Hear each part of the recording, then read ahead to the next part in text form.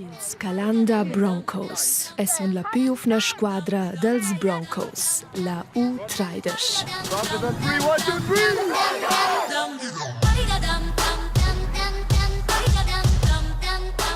Esta nasce senza la mondura ci si conosce dall'American Football. In quell'età si trova nempiamo il flag, il bindel. In piede della mondura ci si trova per fare il tackle, trovano ils bindels. Es nu fan il tackle, di mena nu dan es checks una cell. Se spiegano davent all'adversari il bindel, dura vaglia qua sco un tackle. Ma non tutti chatten qua però proprio cool. Ja, er schießt mich schon ein bisschen an. Nein, gar nicht, weil es ist schwieriger, Flex zu suchen, als statt einfach zu tacken, weil viel weniger Platz hast, um das zu suchen. Also bei mir ist es meistens mache ich einen Fehler und dann voll rein-tackeln. Man will dann nicht gerade von den Grossen getackelt werden. Ja, ist aber schon ein bisschen langweilig, dass man die ganze Zeit an der Bändel suchen muss. Ja, so eine dicke Films, der Lusso ja bleiben gut. Ma al començament han verament tots ce da bun ci nus deva amo checks. Si suara a trenare des a Svezia proprio c'è quasi un team ci tenga insieme. Quai tils feceir ora, dicono els giovaders. Es sostenen cinciunes uniada nar o trist per quai ce l'ha fatto un sbagl.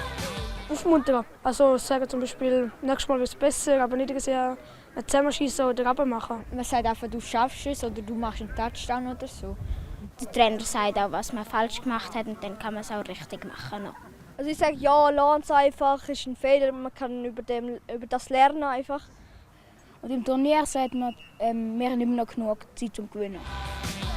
Der spielt 5 ans daia la squadra U13 e der spielar sun es 9 ans rivats ant il final dellas maestranzas svizzeras. Ed in avant sun es ils favorits. Es tradition per quai un per de lurs secrets. Also viel Übung. Ich glaube, Trainer sind schon eine wichtige Rolle, ja. Der Teamgeist ist uns gerne helfen und uns nicht uns beleidigen, dass wir etwas falsch gemacht haben.